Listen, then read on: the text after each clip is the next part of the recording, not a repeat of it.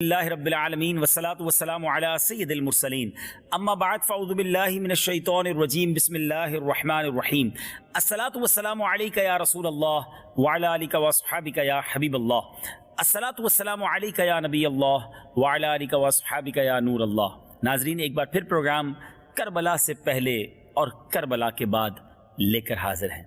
پچھلے پروگرام میں ہم نے کربلا سے پہلے کے واقعات، کربلا والے دن یعنی یوم عاشور کو کربلا کے میدان میں جو ظلم کی آندھی چلی، ان واقعات کو بھی کچھ ذکر کیا۔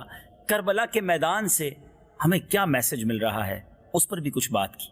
آج بات کریں گے کہ اتنا بڑا مارکا ہوا، اتنی بڑی جس کو کہیے کہ ظلم کی آندھی چلی، آج بھی تقریباً 1400 سال گزرنے کے بعد بھی جب بھی یہ واقعہ بیان ہوتا ہے، جب بھی یہ دن آتا ہے، شہدائے کربلا کی یاد دل میں تازہ ہو جاتی ہے، اس قربانی کی یاد دلوں میں تازہ ہوتی ہے، سر ادب سے جھک جاتا ہے کہ یہ کیسے لوگ تھے جنہوں نے نانا کے دین کو سر بلند کرنے کے لیے اپنی جانیں لٹا دی مگر دین کو قربان نہ کیا، کمپرومائز نہیں کیا، باطل کے آگے سر نہیں جھکایا۔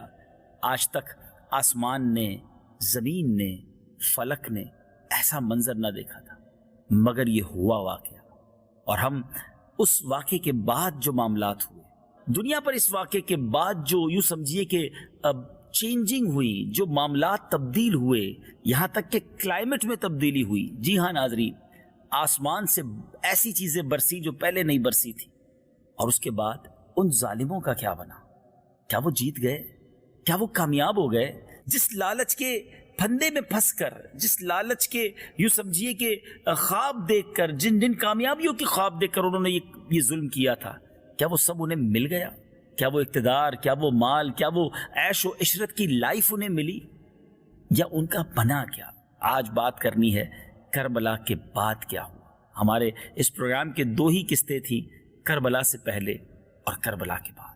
آج ظلم کا انجام آپ کو معلوم ہوگا، ان ظالموں کا کیا بنا یہ بھی معلوم ہوگا، اللہ تعالیٰ کی خفیہ تدبیر کے بارے میں بھی معلوم ہوگا، اور امام حسین کا سر انور، سبحان اللہ، بظاہر تو جسم سے جدا ہو چکا تھا مگر اس سر انور سے جو کرامتوں کا ظہور ہوا، اللہ اکبر، آج بھی سنے تو عقل بھی حیران ہوتی ہے، اور دل میں ایک یوں سمجھیے کہ امام حسین، امام علی مقام کی اور محبت دل میں بڑھ جاتی ہے کہ کیا بات ہے نبی پاک کے اس مبارک نواسے کی، کہ دنیا سے بظاہر تو چلے گئے ہیں مگر سر انور ہے کہ وہ کرامتوں کا ظہور ہو رہا ہے، سبحان اللہ۔ تو ایمان تازہ بھی ہوگا، ظالموں کا انجام بھی سنیں گے، اور انشاءاللہ کچھ اچھی نیتیں بھی کریں گے۔ ہمارے ساتھ ماشاءاللہ بہت ہی پیارے نعت خواہ عدنان شیخ بھائی بھی موجود ہیں، انشاءاللہ وقتاً فوقتاً یہ ہمیں مناقب بھی سنائیں گے، کلام بھی سنائیں گے۔ تو مدنی چل کے ناظرین چلتے ہیں آج ہمارے ٹاپک کی طرف، جس کا نام ہے کربلا کے بعد۔ اس سے پہلے کہ ہم کربلا کے بعد کے واقعات پر بات کریں، امام حسین سبحان اللہ ایک ایسی شخصیت ہیں کہ فرام دا ڈے ون، آپ کی جب ولادت ہوئی نا تو ولادت بھی با کرامت تھی۔ جی ہاں، راکب دوش مصطفیٰ آپ کو کہا جاتا ہے۔ راکب دوش مصطفیٰ کا مطلب کیا ہے؟ بڑا پیارا لقب ہے آپ کا۔ راکب کہتے ہیں سواری کرنا والا، دوش کہتے ہیں کاندھوں کو، نبی پاک کے کاندھوں پر سواری کرنے والے۔ اللہ، ایک بار امام حسن نبی پاک علیہ السلام کے کاندھے پر تھے تو ایک صحابی رسول نے کہا کہ اے برخوردار، تمہاری سواری کتنی اچھی ہے۔ تو پیارے آقا علیہ السلام نے بڑی پیاری محبت بھری بات فرمائی، یہ بھی تو دیکھو سوار کتنا اچھا ہے۔ کیا محبتیں تھیں اور کیا پیار تھا۔ اور اب امام حسین رضی اللہ تعالیٰ عنہ کی جب ولادت ہوئی تو آپ 4 شعبان المعظم، ایک روایت کے مطابق 5 شعبان المعظم 4 سنہ ہجری کو مدینہ منورہ میں منگل کے دن پیدا ہوئے۔ اور اب ذرا سنتے ہیں کہ جب ان ظالموں نے ظلم و جفا کی آندھیاں چلائیں، پیاسوں کے گلے کاٹے، امام حسین نے 10 محرم الحرام ایک تاریخی خطبہ بھی دیا، اپنے پچھلے پروگرام میں ہم نے اس کو ڈسکس کیا۔ مگر کہتے ہیں نا کہ جب انسان لالچ میں اندھا ہو جاتا ہے، اور کبھی کبھی عقل حیران ہو جاتی ہے کہ کیا لالچ، نفس و شیطان اس قدر بھی انسان کو سخت دل کر سکتے ہیں کہ جس نبی کا کلمہ پڑا ہو، اسی نبی کے نواسے کو سب شہید کر دیا جائے، اسی نبی کی آل کو اس بے دردی سے شہید کیا جائے۔ علی اصغر کے بارے میں تو سوچیے رضی اللہ تعالیٰ عنہ، کہ جن کی عمر 6 ماہ تھی مگر انہیں بھی پیاسا شہید کر دیا گیا۔ کبھی کائنات میں یہ منظر آسمان نے نہیں دیکھا تھا کہ اس طرح بی بی فاطمہ کے گلشن کے پھول خون کے اندر ڈوب کر ریت پر ان کی مبارک جسم پڑے ہوں. آپ ذرا سوچئے. مگر یہ اس کائنات نے دیکھا ہے. ایک طرف نبی پاک فرمائیں کہ میری اہل بیت، حدیث پاک کا مضمون ہے کہ میری جو عطرت ہے، میری جو آل ہے، وہ امت کے لیے کشتی نوح کی مانند ہے.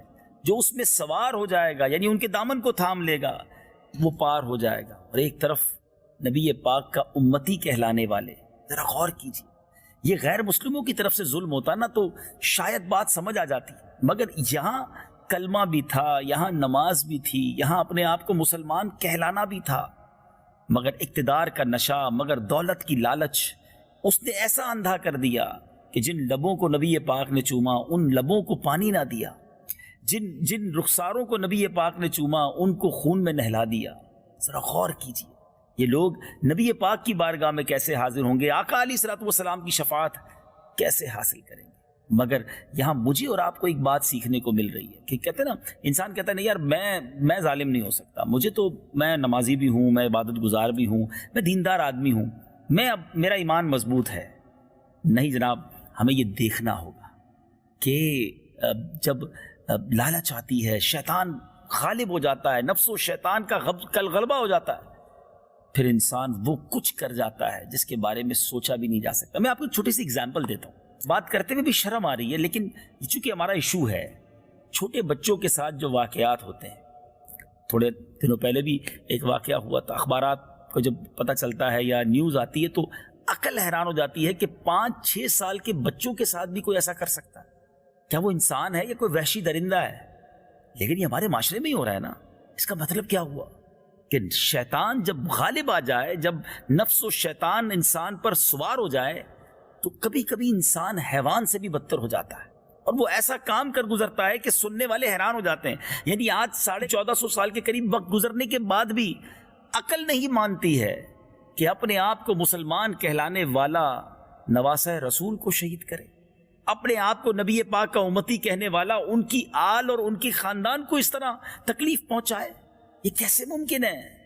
لیکن وہی بات ہے، اللہ مجھے اور آپ کو شیطان کے واروں سے بچائے، نفس کی شرارتوں سے بچائے، دنیا کی محبت سے بچائے. آج بھی واقعات دیکھنے کو ملتے ہیں کہ انسان اپنے گھر والوں کو مار دیتا ہے، اپنی والدہ کو لوگ گھر سے نکال دیتے ہیں، اپنے والد کو، معاذ اللہ بیٹا والد کو قتل کر دیتا ہے. کیا یہ واقعات آپ نے نہیں سنے؟ یہ کیسے پاسبل ہے؟ لیکن وہی دین سے دوری، وہی شیطان کے وار، وہی بری گیدرنگز، وہی ماحول برا. اللہ کرے کہ اس واقعے سے میں اور آپ یہ درس اپنے لیے بھی لیں کہ ہمیں ان لوگوں سے بچے رہنا ہے، ان لوگوں سے دور رہنا ہے جو ہمیں دین سے دور کرنے کی بات کرتے ہیں، جو دنیا کی رنگینیوں میں گم کرنے کی بات کرتے ہیں. اور سبحان اللہ، یہ وہ چہرے تھے. امام حسین کے بارے میں آتا ہے کہ جب آپ اندھیرے میں تشریف فرما ہوتے نا تو آپ کی مبارک پیشانی اور دونوں مقدس رخسار سے ایسے انوار نکلتے، ایسا نور نکلتا کہ قرب و جوار نور بار ہو جاتے، یعنی دیواریں روشن ہو جایا کرتی تھی. سبحان اللہ. سیدی اعلیٰ حضرت لکھتے ہیں نا، تیری نسل پاک میں ہے بچہ بچہ نور کا، آقا تو ہے عین نور، تیرا سب گھرانہ نور کا. تیری نسل پاک میں ہے بچہ بچہ نور کا، تیری نسل پاک میں ہے بچہ بچہ نور کا، تو عین نور، تیرا سب گھرانہ نور کا، تو عین نور، تیرا سب گھرانہ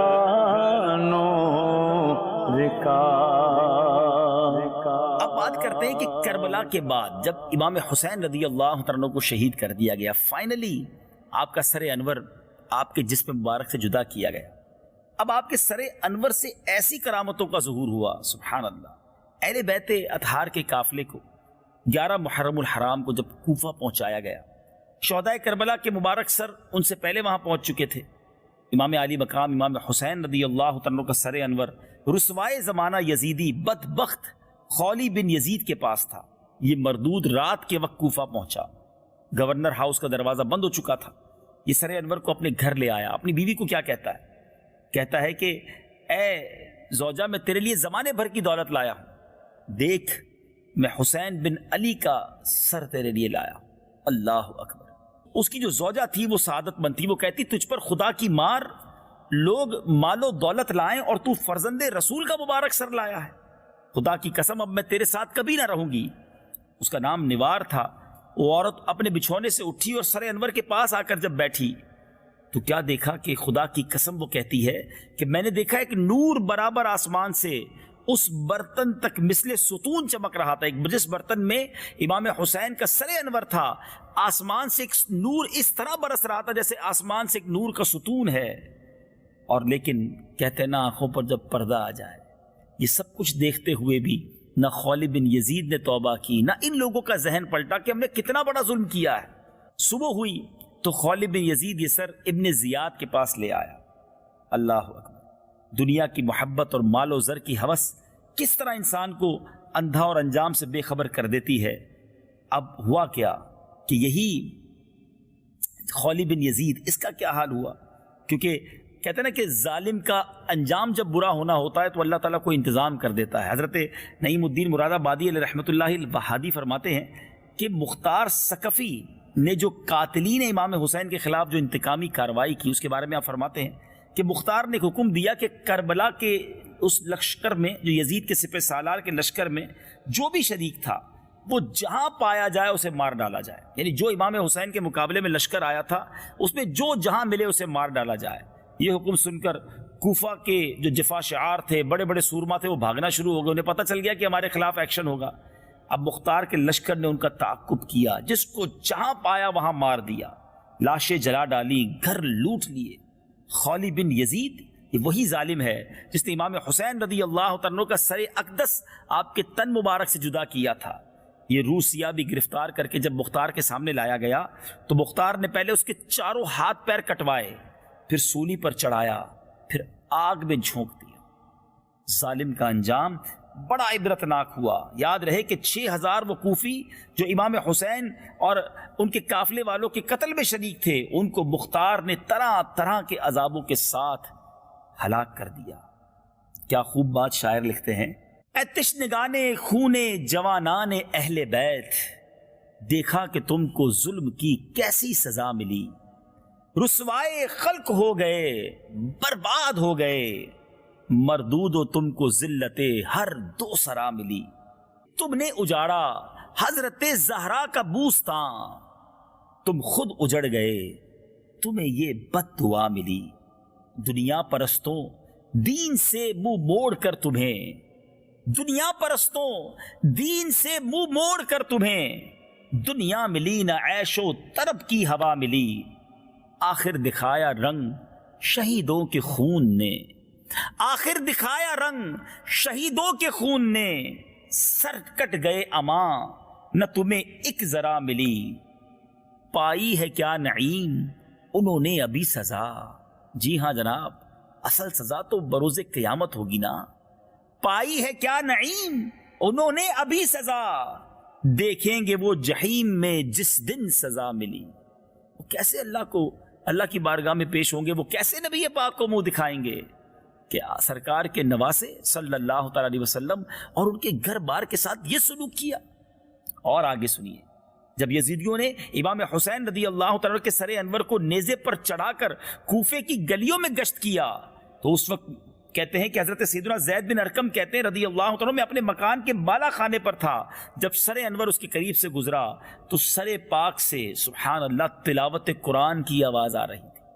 سورہ کہف کی آیت سر انور تلاوت کر رہا تھا، ام حسبت ان اصحاب الکہف والرقیم کانوا من آیاتنا عجبا، کیا تمہیں معلوم ہوا کہ پہاڑ کی کھو یعنی غار اور جنگل کے کنارے والے ہماری ایک عجیب نشانی تھے۔ اسی طرح ایک اور دوسرے بزرگ نے فرمایا کہ جب یزیدیوں نے سر انور کو نیزے سے اتار کر ابن زیاد کے محل میں داخل کیا تو آپ کے مبارک ہونٹ ہل رہے تھے اور زبان اقدس پر پارہ 13 سورہ ابراہیم کی آیت نمبر 42 کی تلاوت جاری تھی۔ وہ آیت کیا تھی؟ وَلَا تَحْسَبَنَّ اللَّهَ غَافِلًا عَمَّا يَعْمَلُ الظَّالِمُونَ، اور ہرگز اللہ کو بے خبر نہ جاننا ظالموں کے کام سے۔ ذرا غور کیجئے ناظرین، امام حسین کی جس وقت شہادت ہوئی آپ اس وقت سجدے میں ہیں، وہاں پیغام دیا کہ نماز کی اہمیت کیا ہے، اور جب نیزے پر آپ کا سر اقدس لے جایا جا رہا ہے تو اس وقت بھی زبان پر قرآن پاک کی تلاوت جاری ہے۔ اللہ اکبر، یہ کتنا بڑا میسج ہے، کیا خوبصورت بات امیر علیہ سنت نے لکھی نا، عبادت ہو تو ایسی ہو، تلاوت ہو تو ایسی ہو، عبادت ہو تو ایسی ہو، تلاوت ہو تو ایسی ہو، سر شبیر تو نیزے پہ بھی قرآن سناتا ہے۔ شہ سوار کربلا کی شہ سواری کو سلام نے سے پہ قرآن پڑھنے والے قاری کو سلام نے سے پہ قرآن پڑھنے والے قاری کو سلام۔ سبحان اللہ، سبحان اللہ۔ حضرین، اب یہ جب سر انور کو لے کر ٹریول کر رہے تھے تو طرح طرح کے واقعات، عبرت کے واقعات بھی ہوئے اور کرامتوں کا بھی ظہور ہوا۔ یزید پلید کے ناپاک لشکر، جب یہ لشکر کے لوگ جو تھے شہدائے کربلا کے پاکیزہ سروں کو لے کر جا رہے تھے، ایک منزل پر ٹھہرے۔ حضرت شاہ عبدالعزیز محدث دہلوی رحمۃ اللہ تعالی لکھتے ہیں کہ وہ کھجور کا شیرہ پینے لگے، اور ایک روایت میں کہ وہ شراب پینے لگے۔ اتنے میں ایک لوہے کا قلم نمودار ہوا اور اس نے خون سے یہ شعر لکھا، جس کا ترجمہ یہ ہے کہ کیا حسین کے قاتل یہ بھی امید رکھتے ہیں کہ روز قیامت ان کے نانا جان کی شفاعت پائیں گے؟ اللہ اکبر، یہ جملہ ہی کتنا ڈرا دینے والا ہے۔ ذرا سوچئے، آج ان ظالموں کے اس ظلم کا تو کوئی تقابل ہی نہیں ہے، مگر آج جو آل رسول ہمارے آس پاس ہوتے ہیں، اے غلامان رسول، ہمیں سرکار کی آل سے محبت کرنی ہے، ان کی خدمت کرنی ہے، کیونکہ انہی کا صدقہ تو ہم کھا رہے ہیں نا، نبی پاک کا دیا کھا رہے ہیں، تو سرکار کی آل، سرکار کی اولاد کا خیال بھی ہمیں رکھنا چاہیے۔ آؤ در زغرا پر پھیلائے ہوئے دامن، آؤ در زغرا پر پھیلائے ہوئے دامن، یہ نسل کریموں کی لجپال گھرانہ ہے، یہ نسل کریموں کی لجپال گھرانہ ہے۔ کاش نبی پاک کی آل کا، پیارے آقا کی جو نسبت والے ہیں، نبی پاک کے اولاد ہیں، اللہ ان کی نوکری ہمیں عطا کر دے اور ان کی خدمت کیا کریں، ادب کیا کریں، اگر زندگی میں ان سے کوئی واسطہ پڑے تو ان کا خیال رکھیں۔ غریب ہوتے ہیں کچھ ایسے سید زادے، تو ہو سکے تو آگے بڑھ کر ان کی خدمت کیا کریں، تو انشاءاللہ نبی پاک کی خاص نگاہ عنایت ملے گی۔ اچھا، اب جب یہ سر انور لے کر جا رہے تھے تو قریب ہی ایک گرجا گھر تھا، وہاں ایک راہب تھا جو غیر مسلم تھا۔ راہب کہتے ہیں غیر مسلموں کے جو یوں سمجھیے کہ پریسٹ ہوتے ہیں، ان کو ان کے مذہب کے پیروکار ہوتے ہیں اور لوگوں کو اپنے مذہب کی طرف بلا رہے ہوتے ہیں۔ اس نے گرجا گھر سے جب یہ اندر سے سر انور باہر دیکھا تو بتایا کہ تم کتنے برے لوگ ہو، اپنے نبی کے نواسے کا سر لے کر آئے ہو، تم ہو تو لالچی، ایسا کرو کہ ایک رات کے لیے یہ سر میرے پاس رہے، تم 10,000 اشرفیاں لے لو، ایک رات کے لیے مجھے سر دے دو۔ ویسے ہی لالچی تھے، غلط کام تو کر کے آئے تھے، قبول کر لیا۔ راہب نے وہ سر مبارک دھویا، خوشبو لگائی، رات بھر اپنی ران پر رکھا، دیکھتا رہا اور ایک نور بھی اس پہ برستا ہوا دیکھتا رہا۔ راہب نے وہ رات رو رو کر کاٹی، صبح اسلام لایا اور گرجا گھر جا کر اپنا مال و متاع چھوڑ کر اپنی زندگی اہل بیت کی خدمت میں گزار دی. یعنی دیکھیے سر انور کی برکتوں سے غیر مسلم مسلمان ہو رہے ہیں، مگر جن کے دلوں پر مہر ہے ان ظالموں میں نرمی نہیں آ رہی، انہیں پچھتاوا بھی نہیں ہو رہا ہے. استغفر. یہ بہت، میں جو بار بار یہ بات کر رہا ہوں نا، اللہ کرے میں اپنا میسج صحیح طریقے سے کنوے کر دوں کہ یہ لالچ اقتدار کی ہو، مال کی ہو، ہوس ہو، شیطان کے وار ہوں، وہ انسان کو اتنا سخت دل کر دیتے ہیں کہ انسان کبھی سوچ بھی نہیں سکتا. اللہ مجھے اور آپ کو شقاوت قلبی سے بچائے، مجھے اور آپ کو شیطان کے ان واروں سے بچائے کہ کبھی ہمارے دل پر اپنے آپ سے مطمئن کسی کو نہیں ہونا چاہیے. بڑے بڑے نامور لوگوں کو کس طرح بربادی اور تباہی ان کی ہوئی ہے. شیطان کی بات لے لینا، وہ کتنا بڑا عالم تھا، وہ فرشتوں کا بھی استاد مانا جاتا تھا، مگر ایک تکبر نے اسے کہیں کا نہ چھوڑا اور وہ مردود قرار پایا. اللہ مجھے اور آپ کو بھی محفوظ رکھے، ہمارے ایمانوں کی حفاظت فرمائے، امام حسین اور اہل بیت اطہار کا صدقہ ہمیں عطا کرے، ان کے صدقے رب کریم ہمارے ایمانوں کی حفاظت فرمائے. لیکن یہاں جو مال و دولت یزیدیوں نے جمع کیا تھا نا، ان کے ساتھ کیا ہوا؟ جب وہ اپنے خیموں میں پہنچے اور درہم و دینار نکالے، جو اتنا مال انہوں نے اہل بیت والوں سے لوٹا تھا، راستے میں لوگوں سے جو حاصل کیا تھا، اس گرجا گھر والے راہب سے بھی حاصل کیا، اب جب اسے ڈسٹریبیوٹ کرنے لگے، بانٹنے کے لیے تھیلے کھولے، اللہ اکبر، تو وہ سب درہم و دینار جو ہے وہ ٹھیکریاں بنے ہوئے تھے، یعنی پتھر بن چکے تھے، وہ کسی کام کے نہیں تھے. اللہ اکبر، اللہ اکبر. اب آگے بڑھتے ہیں.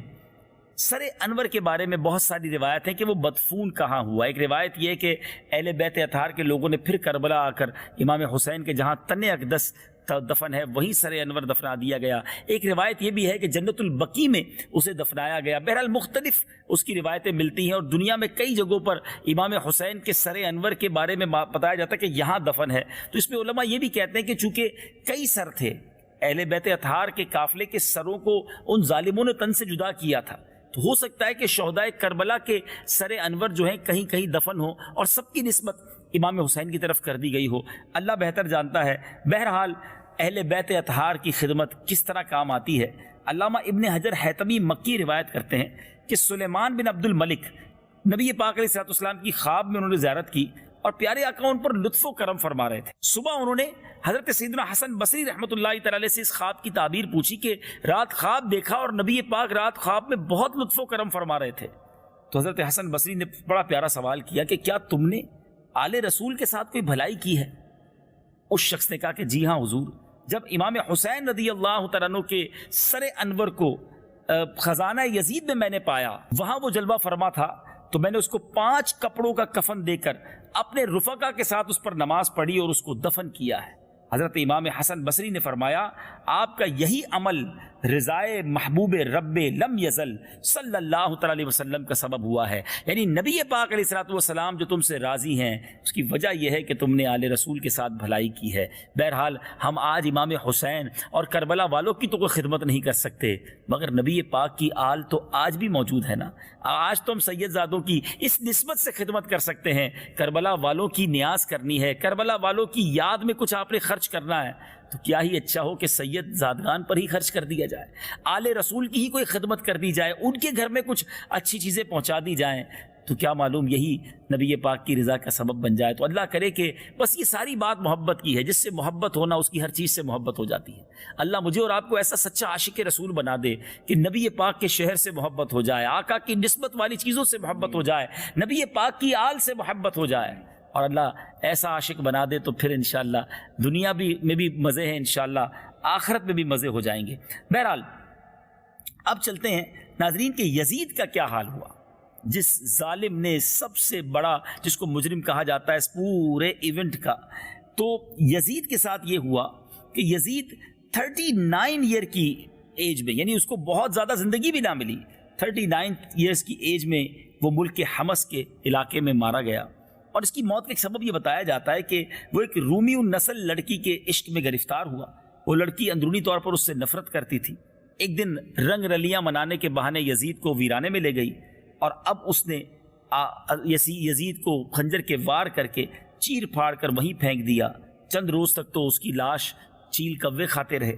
بالآخر جب ڈھونڈتے ہوئے اس کے جو ساتھی تھے پہنچے تو گڑھا کھود کر، کیونکہ لاش سڑ چکی تھی، وہیں اسے داب دیا.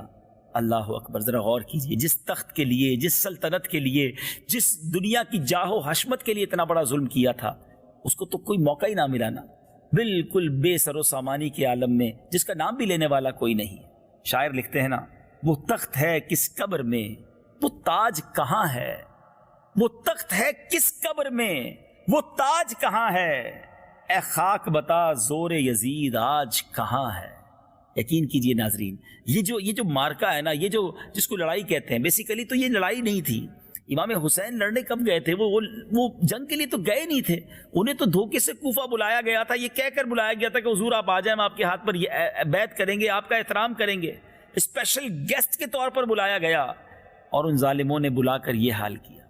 لیکن اگر عادات کو دیکھیں تو امام حسین کے خاندان میں سے تو ایک قافلے میں سے تو ایک ہی مرد واپس گیا نا، حضرت امام زین العابدین واپس گئے، یزیدی تو ہزاروں واپس گئے۔ مگر آج دنیا میں کون ہے جو یزید کا نام لینا پسند کرتا ہے؟ کوئی کہے کہ میں یزید کا چاہنے والا ہوں، میں یزید کی اولاد میں سے ہوں، اس لشکر کی اولاد میں سے ہوں معاذ اللہ جس نے امام حسین کا مقابلہ کیا۔ nobody is there، ہزاروں لوگ واپس گئے، ایک نام لینے والا نہیں ہے۔ امام حسین کے اس لشکر سے ایک واپس گیا، مگر آپ کو دنیا بھر میں حسنی حسینی سید نظر آتے ہیں، ان کا نام کہاں نہیں ہے۔ کیسا نام روشن اللہ نے کیا، کیونکہ انہوں نے اپنا سب کچھ اللہ کے دین کے لیے لٹا دیا۔ کاش یہ قربانی کا فلسفہ مجھے اور آپ کو سمجھ آ جائے کہ ہم بھی اپنی چیزیں اللہ کی راہ میں قربان کرنے لگ جائیں، اپنا وقت دیں، وقت پڑے تو جان دیں، مال خرچ کریں، یہ ختم نہیں ہوگا، اللہ اس میں برکت ڈال دے گا، اس میں ایسی عزتیں آپ کو عطا فرمائے گا۔ یہ کربلا کے میدان کا جو رزلٹ ہے نا، کربلا کے بعد کے واقعات جو آج ہمارا ٹاپک ہے، یہ بتا رہا ہے کہ کیا چیز کامیابی تھی۔ صرف جس کو کہتے ہیں نا اپیرنٹلی، ظاہری طور پر جیت لینا کامیابی نہیں ہوتی ہے، اللہ کی رضا کے لیے کچھ قدم پیچھے ہٹ جانا بہت بڑی کامیابی ہوتی ہے۔ اللہ جسے چاہے اسے یہ موقع عطا فرماتا ہے۔ بہرحال ابن زیاد کا کیا ہوا؟ یزید کے بعد سب سے بڑا مجرم جو کوفہ کا گورنر تھا وہ عبید اللہ ابن زیاد تھا۔ اسی بدنہاد کے حکم پر امام علی مقام اور آپ کے اہل بیت کو ظلم و ستم کا نشانہ بنایا گیا۔ نیرنگی یہ دنیا دیکھیے، دنیا کے رنگ دیکھیے کہ مختار ثقفی کی ترکیب سے ابراہیم بن مالک اشتر کی فوج کے ہاتھوں یہ دریائے فرات کے کنارے صرف 6 برس بعد within 6 years وہی دریائے فرات تھا، وہی 10 محرم الحرام تھا۔ وہ 61 سے ہجری تھا، یہ 67 سے ہجری تھا۔ اس ابن زیاد کو انتہائی ذلت کے ساتھ مارا گیا۔ لشکریوں نے اس کا سر کاٹ کر ابراہیم کو پیش کر دیا اور ابراہیم نے مختار کے پاس کوفہ بھجوا دیا۔ ذرا غور کیجئے، دارالامارات جو گورنر ہاؤس تھا وہ کوفہ کو اس میں آراستہ کیا گیا، ابن زیاد کا سر وہاں پر رکھا گیا۔ یہ وہی مقام تھا جہاں 6 سال پہلے امام علی مقام امام حسین کا سر انور تشریف لایا تھا، مگر جس نے یہ ظلم کیا تھا اس کا سر وہاں رکھا تھا۔ اب کیا ہوا؟ اس بدنصیب پر کوئی رونے والا نہیں تھا، بلکہ اس کی موت پر جشن منایا جا رہا تھا۔ صحیح حدیث میں ہے کہ جب عبید اللہ بن زیاد کا سر مع اس کے ساتھیوں کے سروں کے رکھا گیا تو ان کے پاس اچانک غل پڑ گیا، آیا لوگوں نے دیکھا کیا آیا تو دیکھا کہ سروں کے بیچ میں ہوتا ہوا ایک سانپ آیا جو ابن زیاد کے نتھنوں میں گھس گیا، تھوڑی دیر ٹھہر کر چلا گیا، پھر غائب ہوا، پھر آیا۔ یعنی ابھی تو دنیا میں ہی اس کے سروں میں سانپ گھوم رہا ہے، قبر میں نہ جانے اس کا کیا حال ہو رہا۔ بہرحال ابن سعد ہو، ابن زیاد ہو، شمر، قیس بن ابن اشعث، خولی ابن یزید، سنان ابن انس، عبداللہ ابن قیس، یزید بن مالک اور باقی تمام اشقیاء جو حضرت امام حسین اور ان کے قافلے والوں کے ساتھ اس ظلم میں شریک تھے، ان کو طرح طرح کی عقوبتوں سے ان کو قتل کر دیا گیا، ان کی لاشیں گھوڑوں کی ٹاپوں سے پامال کرائی گئی۔ کب تلک تم حکومت پہ اتراؤ گے؟ کب تک آخر غریبوں کو تڑپاؤ گے؟ کب تلک تم حکومت پر اتراؤ گے؟ کب تک آخر غریبوں کو تڑپاؤ گے؟ ظالموں بعد مرنے کے پچھتاؤ گے، تم جہنم کے حقدار ہو جاؤ گے۔ کاش یہ بات سمجھ آ جائے کہ لالچ کا انجام بہت برا ہے۔ نبی پاک کا یہ فرمان سن لیجئے، جو لوگ مال کی لالچ میں کہتے حرام کماؤ، حلال کماؤ، کچھ بھی کرو جناب، پیسے چاہیے، ظلم ہوتا ہو تو ہو جائے، کسی کا مال دبانا ہو تو دبا لو، دنیا میں بس عیش و عشرت اور اقتدار چاہیے۔ اے ظالموں سنو، میرے آقا علیہ الصلوۃ والسلام فرماتے ہیں 2 بھوکے بھیڑیے بکریوں میں چھوڑ دیے جائیں، وہ اتنا نقصان نہیں پہنچاتے جتنا کہ مال اور مرتبے کا لالچ انسان کے دین کو نقصان پہنچاتا ہے۔ یہ طے ہے کہ یہ مال اور مرتبہ، اس کا جو لالچ ہوس ہے، دین برباد کر کے رکھ دیتی ہے۔ اللہ پاک ان لالچوں سے ہم سب کو محفوظ فرمائے۔ بہرحال باتیں تو بہت ساری ہیں، لیکن اب مختار ثقفی کا کیا ہوا؟ ذرا سوچئے، بظاہر تو اس نے بڑا کام کیا، لیکن پھر اس بدبخت نے بھی نبوت کا دعویٰ کر دیا، اور وہ بھی ایمان سے باہر ہو گیا۔ اب یہاں ہو سکتا ہے کسی کے ذہن میں خیال آئے کہ اتنا بڑا کام کیا، امام حسین رضی اللہ تعالیٰ کے دشمنوں کو اس نے قتل کروایا۔ تو یاد رکھیے، حدیث میں یہ مضمون ملتا ہے کہ اللہ تعالیٰ دین کا کام کبھی کسی فاجر سے بھی لے لیتا ہے، اور یہ ایسے برے انجام تو ہم نے بڑوں کے بارے میں سنے ہیں۔ بلم بن باورا وہ مستجاب الدعوات تھا، وہ عرش اعظم کو دیکھ لیا کرتا تھا، مگر اس کا ایمان بھی چلا گیا۔ شیطان کی مثال میں نے تھوڑی دیر پہلے دی، تو ایسے بہت سارے لوگ گزرے جن کا نام تھا، کام تھا، مگر اللہ کی خفیہ تدبیر سے مجھے اور آپ کو ڈرنا ہے۔ کبھی اپنے نمازیں، کبھی اپنے روزے، کبھی اپنی حج پر میں نے اور آپ نے یہ اطمینان نہیں رکھنا کہ جناب اب تو میرا کام بن گیا، میں تو جنتی۔ ہر وقت ڈرتے رہیے۔ یاد رکھیے، حدیث پاک ہے انما الاعمال بالخواتیم، اعمال کا دار و مدار خاتموں پر ہے۔ مجھے اور آپ کو اپنے خاتمے کی، اچھے خاتمے کی ہر وقت فکر ہونی چاہیے۔ نبی پاک علیہ الصلوۃ والسلام یہ دعا کیا کرتے، یا مقلب القلوب ثبت قلبی علی دینک، اے دلوں کو پھیرنے والے، میرے دین کو اپنے دل پر ثابت قدمی عطا فرما۔ ان ظالموں کے انجام کو سن کر مجھے اور آپ کو ڈرنا ہے، اپنی آخرت کی فکر کرنی ہے، اور اللہ سے ہمیشہ یہ دعا کرنی ہے کہ مولا ایمان سلامت رکھیو، اور نبی پاک کے عاشقوں میں رکھیو، آقا کی آل کے غلاموں میں رکھیو، پنجتن کی غلامی ملے، صحابہ کرام سے سچی محبت ملے۔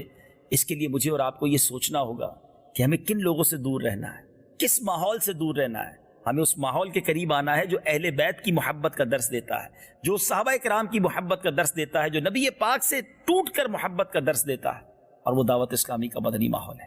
اس ماحول سے وابستہ ہو جائیے، انشاءاللہ اللہ نے چاہا یہ محبتیں عمل پر لائیں گی، نیکی کے کاموں کی طرف ہم آ جائیں گے، اور اللہ نے چاہا گناہوں سے بچنے والے ہو جائیں گے۔ آئیے مناجات کے اشعار میں شامل ہوں اور ہمیں اجازت دیجیے۔ صلو علی الحبیب صلی اللہ تعالی علی محمد صلی اللہ علیہ وسلم۔ محبت میں اپنی گماں یا الہی نہ پاؤں میں اپنا پتہ یا الہی نہ پاؤں میں اپنا پتہ یا الہی نہ پاؤں میں اپنا پتہ یا الہی مسلمان گیا تار تیری عطا سے، مسلمان گیا تار تیری عطا سے، وہ ایمان پر خاتمہ یا الہی، وہ ایمان پر خاتمہ یا الہی، وہ ایمان پر خاتمہ یا الہی، ہو ایمان پر خاتمہ یا الہی۔